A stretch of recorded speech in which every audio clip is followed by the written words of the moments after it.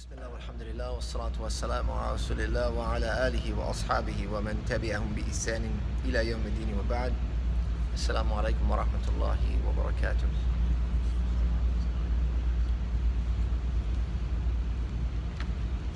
Today we pick up with the chapter entitled Stations of the Elite. And there are two chapters following this, which we will save for tomorrow. Be the last session of this study group. The Imam al-Wasiti, Ibn Shaykh al-Hazzamiyyin rahimahullah ta'ala, he says in this chapter,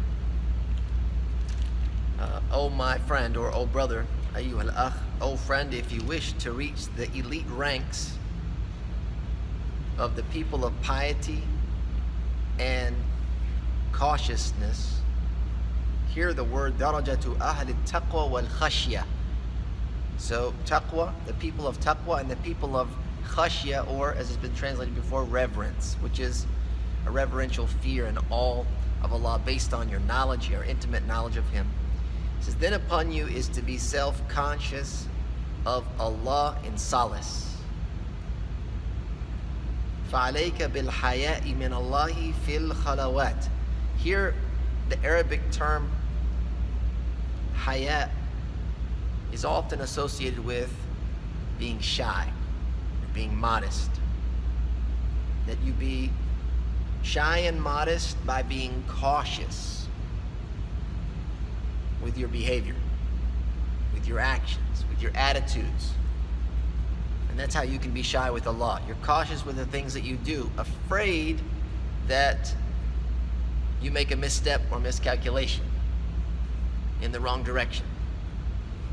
So then upon you is to be self-conscious of Allah in solace, and this of course is while you are alone. As we talked about before, the Imam points out that the true khashya, or the true reverence, is that which is done while you are in your private moments, not so much when you are in front of other people. It's easy to observe piety when you're being watched. And it's even easier for that type of piety to become riya, showing off, boasting, bragging. It's very easy for that level of piety to become a reputation that you're trying to uphold and preserve. But when you're alone in solace, then you have this reverence, you have this piety. He says, and know that He sees you from above His throne, over the seven heavens. Note that. Imam Ahmad Ibrahim al-Wasiti, not only was he a person of faith, an imam of asceticism, but he was also a person of doctrine. Right? Note that here. A person of doctrine, orthodox doctrine. He says that Allah sees you from above His throne. He sees all. And He knows all, but Allah is not with us in creation.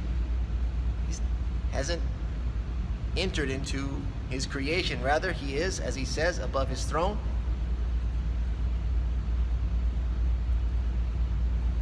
He says, min fawqi arshihi wa fawqi sab'i samawat. Just so we have the Arabic there.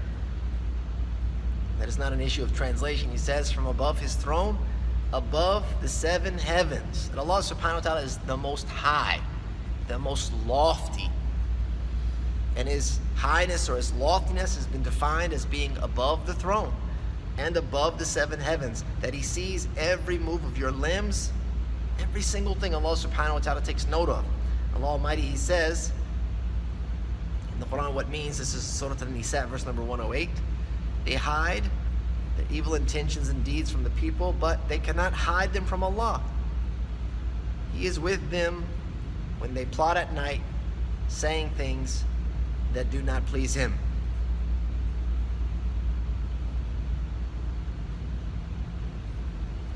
The Arabic here, the verse, he says, يَسْتَخْفُونَ مِنَ النَّاسِ وَلَا يَسْتَخْفُونَ مِنَ اللَّهِ وَهُوَ مَعَهُمْ. He says here that they try and hide from people, they conceal themselves from people, but they cannot do so from Allah because He is with them. It says, إِذْ يُبَيِّتُونَ مَا لَا يَرْضَى مِنَ الْقَوْلِ. Basically, when they plot things, they come up with intentions. And they say things which are displeasing to Allah. He Almighty is also aware of what your soul whispers to you and what stirs your chest. So not only what is made public, or what is, I should not say public, what is made apparent by what you say and what you do, even if you're hidden from people, but also those thoughts and the whispers, the ideas. Allah subhanahu wa ta'ala is well acquainted, more so acquainted with you than you could ever imagine. And He says in Surah Al-Mulk, verses 12 to 14, what means indeed those who fear their Lord unseen will have forgiveness and great reward. And here we go again with the khashya. It says, إِنَّ الَّذِينَ يَخْشَوْنَ رَبَّهُمْ بِالْغَيْبِ لَهُمْ مَغْفِرَةٌ وَأَجْرٌ كَبِيرٌ. Those that have khashya of their Lord while they are alone in private will find forgiveness and a great reward. Whether you keep your words secret or state them openly, He knows the contents of every heart. How could He who created not know His own creation? Again, reiterating the fact that Allah is all-knowing and He's all-aware, and nothing escapes His knowledge. Nothing escapes His knowledge, but Allah's knowledge is encompassing of everything from the beginning of creation till the end. He says, when He is the subtle, the all-aware. And so essentially the Imam is getting to here is the station of muraqabah. So we hinted at the station of mushahada, which is the pinnacle of ihsan, of piety. Mushahada, when you're able to witness the signs of Allah in the world around you. Muraqabah is the supervision of Allah. And this is the same hadith we find of Jibreel alayhi salam when the Prophet ﷺ was asked about ihsan. He says, "And ta'bud Allah ka'annaka tarah." He says, to worship Allah as if you see Him. فَإِن لَمْ تَكُنْ تَرَاهُ. If you're unable to do that, unable to worship as if you see Him, فَإِنَّهُ يَرَاكَ. He says, then certainly Allah sees you. Certainly Allah sees you. And if we can embrace that reality as a stepping stone to mushahada, as a stepping stone to becoming the elite, if you will, al-arifin, to be like the Gnostic saints that were so well acquainted with Allah that it was as they were seeing His signs all around them. This is the stepping stone, is to constantly remember that you're being observed and you're being watched. And there's something about performance when you know you're being watched and being measured. There's something about your performance when you know you're being measured. You stand up a little straighter, you clock in a little earlier, clock out a little later, you go above and beyond, especially when the stakes are high. And the stakes are ultimately high with this level of supervision because ultimately it's your salvation leading to everlasting bliss in Al-Jannah. And we ask Allah to bless us with that. Allahumma ameen. It says, accustom yourself. So here's first the Imam starts with some, it's kind of like a cognitive goal of his to help you understand Allah as the supervisor, as the ever-watcher. And now there's some, also within that, some type of an attitudinal goal there, how you should feel about that. And now there's some behavioral, goals here, and what is it that you should do? He says, accustom yourself, O friend, to having humility with Allah. We're talking about al-haya, that shyness, a level of shyness and shame with Allah, that you're cautious, you're humble, you're worried about misstepping, miscalculating. He says, Allah Almighty, even if for merely an hour a day, that you should live in this station of khashya, if it's just for an hour a day. And then, if you wish, return to your daily tasks and affairs, but make sure to regularly return to that hour and remember Allah in it. Always make that time. You always have to bring you back to your center every single day. Many people do that. They have different things that they do.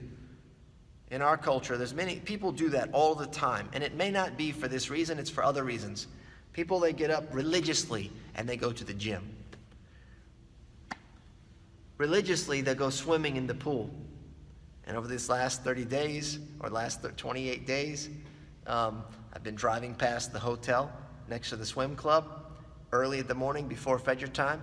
It's 5 a.m., and I'm seeing people there at the pool going to swim, or going to the gym, or gathering, something that they do that it helps them stay balanced. It brings them back to, a level of focus. And for us, people of faith, this time that you have with Allah, where you are observing humility and shyness and reverence and fear, it's something that should serve you as a focal point throughout your day to remind you of your purpose.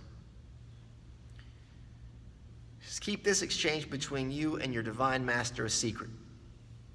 Do not let anyone know that you do this good deed, so that the spiritual light of supervision is not extinguished from your heart. Right? So it's something that's between you and Allah. It doesn't need to be publicized. It doesn't need to be broadcast, because then it can lend itself to insincerity. And then it's a waste. In fact, it's working against you at that point. Because now the challenge has become your sincere heart has been corroded and corrupted by publicizing this very, very special, very, very intimate moment with Allah. And so when you look at the great pious sages of the past, there were many things that they used to keep hidden.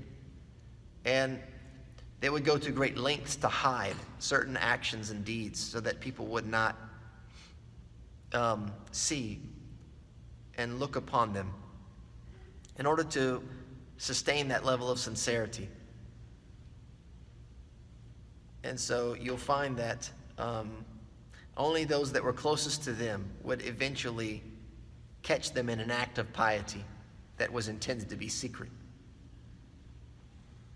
And I'll give you some examples, or I'll give you an example of this. The subha. It's called subha, it's called misbaha. Does anyone know what that is? It's hanging up on one of these shelves here. It's the little beads that are used often to kind of count the adhkar. And so Imam Ibn Jawzi rahimahullah, he says, subha mustahabba. This subha is something that's preferred. There's some merit to it. And there's a debate. It's one of those issues where you have different sides of the argument. However, even Shaykh al-Islam rahimahullah, he talks about the subha, and he says that if it's helpful, then it's recommended. So long as it is not something that you wear around your neck, or that you wear as a bracelet, or that you carry around with you as if it's a sign you're showing off. This is how often I remember Allah. Or sometimes they have these very long ones, there's 1,000 beads on it, and you're carrying that around with you, as if to show people, look, I remember Allah 1,000 times. So you see, Shaykh al-Islam Taymiyyah, even though he said using your fingers, as the Prophet ﷺ did, is better, this is permissible to use and could be helpful. And many of the scholars said it could be helpful because it could serve as a reminder. However, it shouldn't be publicized, because the intent of it is something intimate, and now you've made it public. And so it changes the nature of the very act and the very thing. And so some of the pious, they used to use this misbaha, but what they would do with it is they would keep it tucked in their sleeve.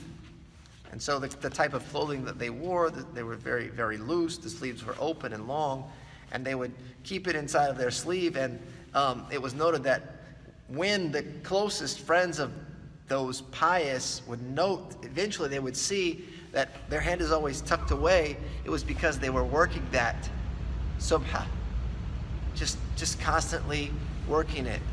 Wherever they were, that was a private thing. Even if they were publicly sitting, they were just letting that go in their heart, was constantly remembering Allah. And like I said, it wasn't noted until someone happened to peek and see and catch a little glimpse. That's what he's been doing all these years. That's why he's always hand tucked away. He's making dhikr. He's remembering Allah.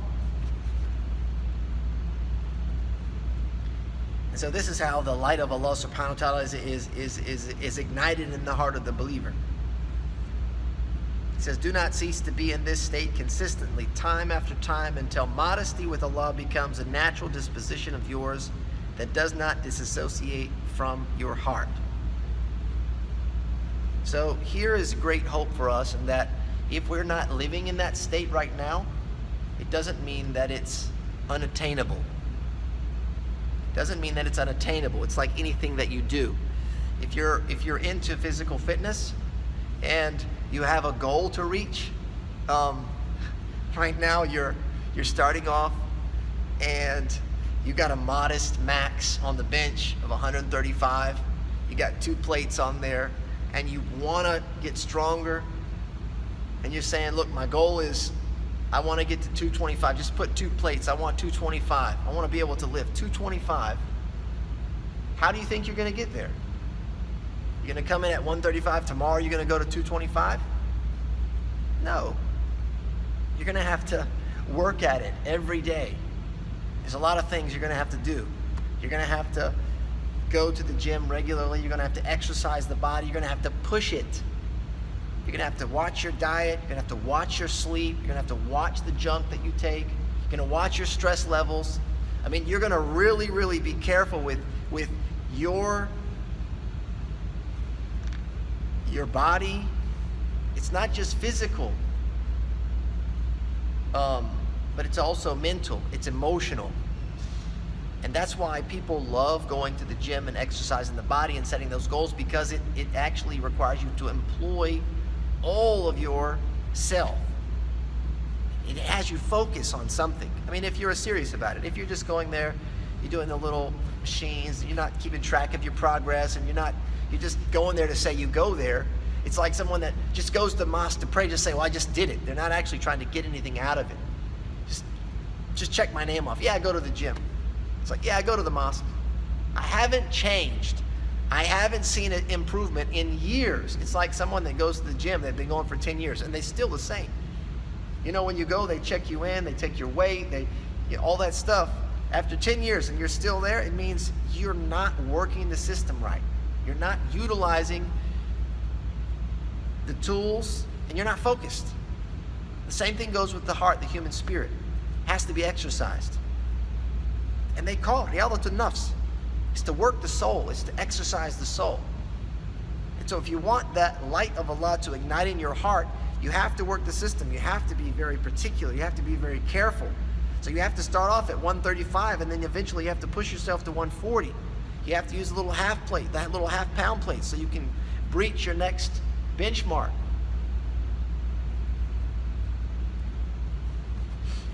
Otherwise, it'll never ignite.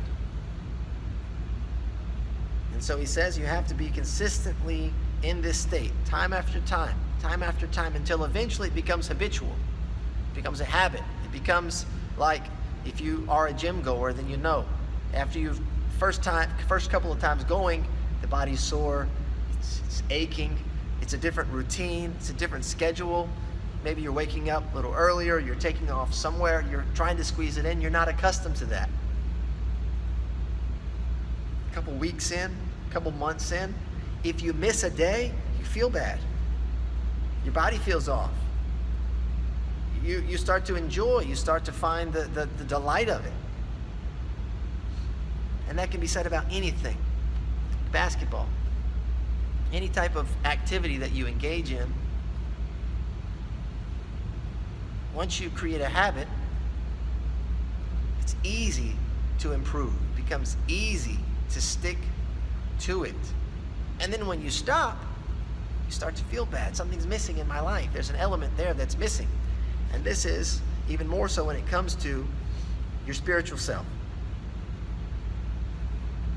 And eventually you can develop this habit so that it becomes a part of your disposition. And it's not to be disassociated from the heart. With this, the heart will be in spiritual bliss, filled with awe, reverence, shyness. It says here you're going to have khashya, al-mahaba, al-hayat, ta'zim. Reverence, awe, shyness, and veneration. If you're patient with this spiritual state for a period of time, in all of your daily pursuits, from when you are standing, sitting, occupied with your livelihood, that means even while you're at work. You should never imagine that your spiritual self only resides in the mosque, or it only resides in prayer, whether you're praying alone or in congregation. It only resides when you're reading the Quran. It can only be experienced while you're sitting in a gathering of dhikr, of knowledge and remembrance. No, spiritual experience is to be had all day long. Spiritual endeavor is to be undertook in every situation. You're at work. What's preventing you from saying Subhanallah? La ilaha illallah. La hawla wa la quwwata. What's preventing you from going to work and purifying your intention so that what you're doing is to provide for your family, to fulfill the rights they have over you, or that you're going to make a wage in order to contribute to a charitable project of merit? What's to prevent you from changing that intention from what is considered habitual to what could be considered devotional? And by doing that, you're in a spiritual moment. You've made a connection with Allah through what we would consider sometimes worldly. It's dunyawi, to go out and seek the wage, but with the heart and the intention, it becomes something much greater than that. He says, studying with your shaykh, eating, or even drinking. What's to prevent you from changing your intention from just simply enjoying the taste of delightful food from, I'm going to eat in order to gain strength enough to stand in the service of Allah. I need to take care of my body, the health that Allah has bestowed or given to me, this gift of health. I'm going to eat in order to preserve that health as a sign of gratitude for this great blessing. And then while you're eating and you're drinking, that action in and of itself becomes a devotional. It becomes an experience of spirituality. It's what will ignite the flames of Iman in the heart. So you should never limit the opportunities that you have to do that to simply by being in the mosque. Now, being in the mosque is one of the greatest opportunities because you're not distracted by the world outside of you. It's much easier. It's facilitated for you. And then that's the beauty of Ramadan and the beauty of i'tikaf, is that it kind of helps you jumpstart, kind of kicks you off. It's like your personal trainer. It gets you going and builds the habit till eventually you can go, look, I'm good. I don't need you. Just check in with me every once in a while. I'm going to go off on my own.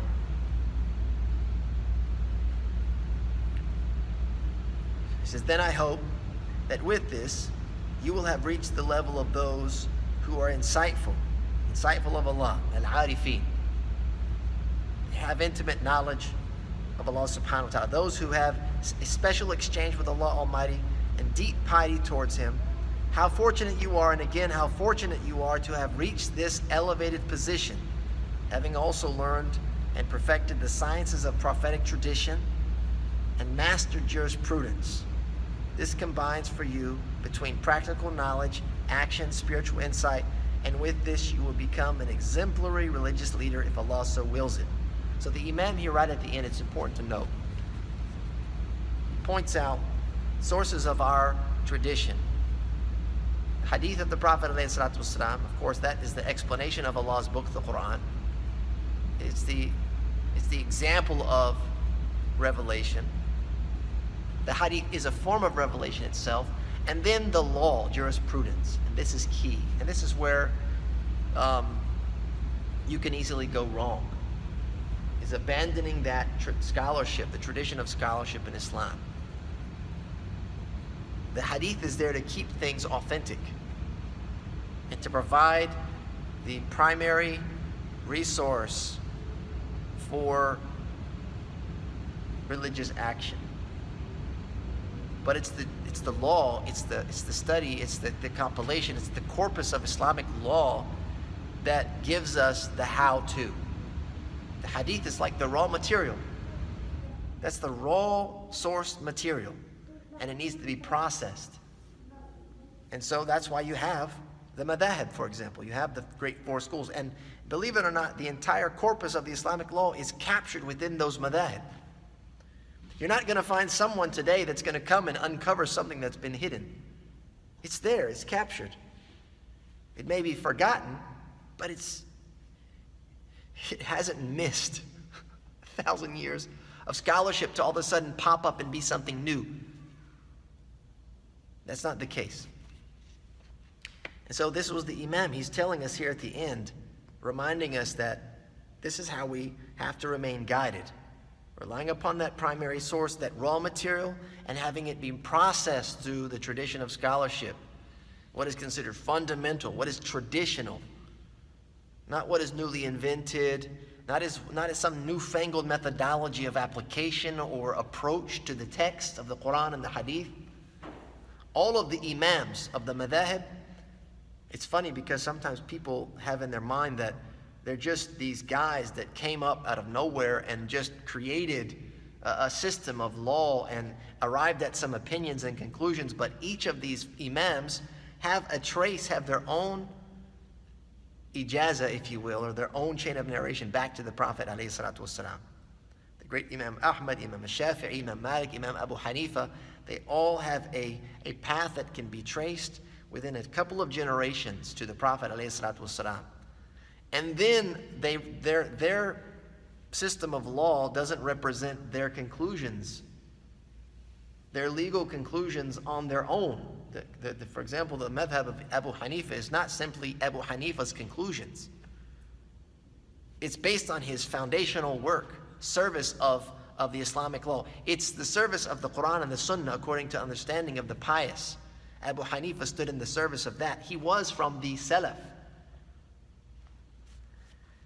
But then the madhab of Abu Hanifa developed over the centuries, and it was refined and it was fine-tuned until it is presented to what we have with us today. And the same thing can be said for the madhab of Imam Malik and Imam Shafi'i and Imam Ahmad. All of them were served by great scholars, by luminaries of the tradition of the Quran and the Sunnah according to the understanding of the Salaf. That was their tradition they embraced. And they all have this narration that goes back to the Prophet ﷺ.